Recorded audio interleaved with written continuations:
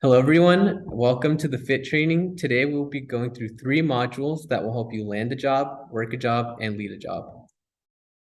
My name is Andrew, and I'm a ProStart alum from Newport Harbor High School in Orange County. The landed section will cover steps to look for and obtain a job in the industry. Your first step in the process should be asking yourself, what kind of company do I want to work for? You should think about what's important to you, how you'll be treated, what these companies offer, and the company's culture and values. So for me, I valued flexibility and having a work, life, and school balance. So when I was looking for a job, I looked for on-campus jobs that would honor working only a certain amount of hours a week and allowing me time to work through my schedule. Now that you've thought of what you're looking for, it's time to think about what your employer is looking for. You can ask yourself, what soft skills are my employers looking for? And this is something that if you don't know where to start looking for, you can look in the job description for certain keywords. Some examples of soft skills are communication skills, customer service, time management, and analytical thinking. Let's say you're applying for a front desk position. Some keywords that you could find in the job description are customer service or communication skills, and these are skills that you might want to have before applying for said position. When searching for a job, you can get a referral from a friend that works at a place that you're interested in working at. You can browse company websites, especially under their careers tabs. They typically have job listings there. And you can also look at job board websites such as LinkedIn and Indeed. Those will have a catalog of different positions that you can narrow down searches for. Before you can begin applying for a job, you should create or revise your resume. Some things that should be listed on your resume are contact information, keywords for resume scanners, education, experience, and activities and skills. If you find that you are lacking in experience, or let's say you've never had a job before, you can list certain things such as volunteer work. I know when I was first starting off, I didn't have much experience at all other than catering at local high school events. And I put that down and that helped me get my first job. Now here are some do's and don'ts for a resume. You want to keep your resume short and concise, so try to keep it to 1 page. Have your contact information be current. You don't want an employer to contact an old phone number because that could lose you an opportunity. And lastly, have someone proofread it, preferably an English teacher or a counselor, someone who can catch any mistakes that you may have missed. Some don'ts for resume is multiple fonts or using colored paper. That can make your resume look very scattered and messy. And a lot of the times, this is your first contact with your potential employer, so you want to make a great first impression. Now moving on to the application process. Your application may be online or on paper, depending on the place. They'll often ask for your resume, and they'll ask for information about your current and past employers, school, clubs, and activities, eligibility, essential functions, references, and your schedule availability. Now we're going to move on to references. References look great on an application, but you should consider who you are writing down. Make sure the person you write down as a reference is aware that you are using their information and that they have given consent. The last thing you want is for your reference to be called and they don't have any information about you and they have no idea that they were going to get the call. You want to make sure that your references can vouch for you and have had great experiences with you so that it can increase your chances of landing a job. It is also helpful if your reference is in the same field as the job you're applying for. So someone like your culinary high school teacher could be a great reference if you are going or applying for a job that's in the kitchen. Social media is something that should also be considered. Expect any online posts that you have posted to be read. If you don't want something to be seen, make sure it is removed from your social media. or that your social media is made private, because your employers will look at those things and you don't want to ruin your chances before you even get them. When looking for a job, it's also important to have good phone skills. Make sure you answer the phone professionally and make sure that your voicemail is also professional. You don't want to have an unprofessional voicemail in case you don't have the opportunity to pick up the call from a potential employer.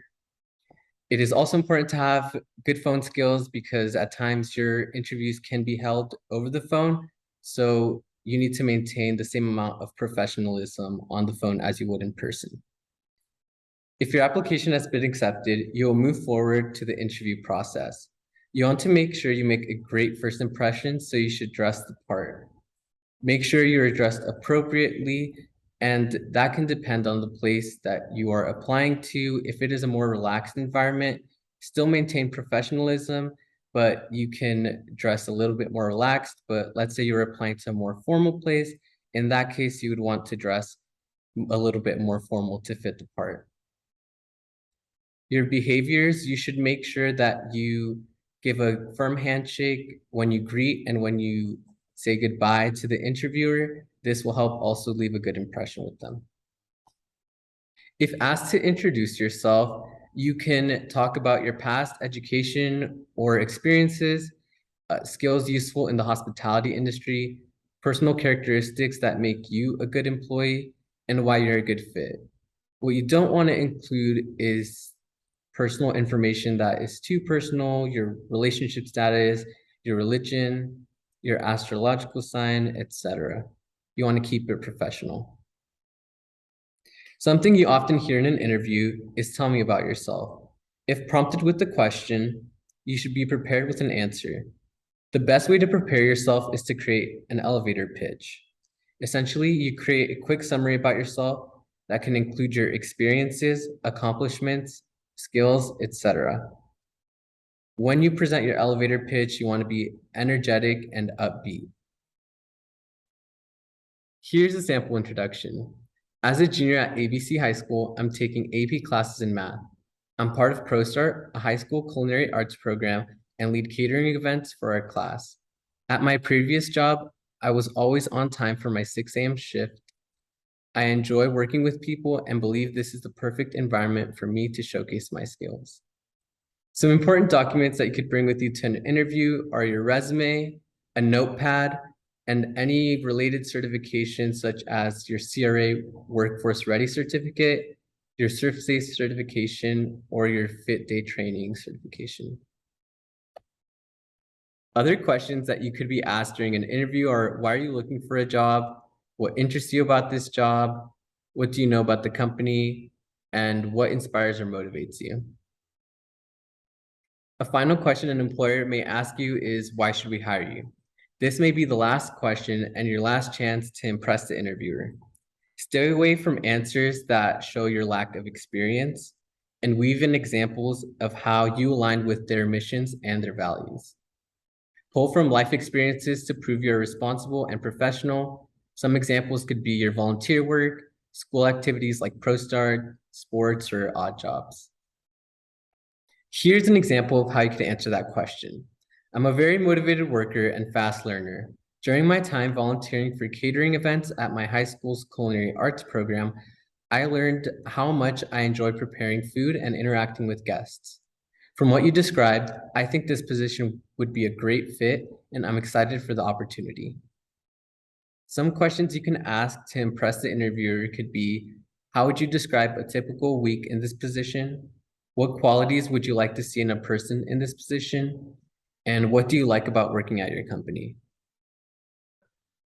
Asking questions like this can help show that you are prepared for the interview and that you're more interested in the position. This is typically information that you get once you have completed the interview. The interviewer will typically tell you that they'll contact you within the week or within the next couple of days. And that is on you to keep track and follow up once that window of time is over. Make sure your email address is professional send a thank you email the next day after your interview. Make sure you add something into the subject line. Now, to recap key points for landing a job, here are some things you can prepare beforehand.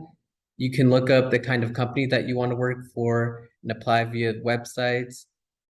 You should have your resume and your applications filled with up-to-date information. And during your interview, you want to make sure that you nail your introduction and that you're thinking of potential answers to questions that may come up and that you have your documents ready. In terms of professionalism, your social media profiles shouldn't have anything that could go against you. Make sure that your voicemail greeting in your phone is appropriate in case they do call you. Make sure that you know how to answer the phone and how to leave a message. And just make a great first impression on your employers. Special thanks to DiscoverLink for curating the FIT training and the FIT certificate. Thank you to our sponsors for making FIT Day possible.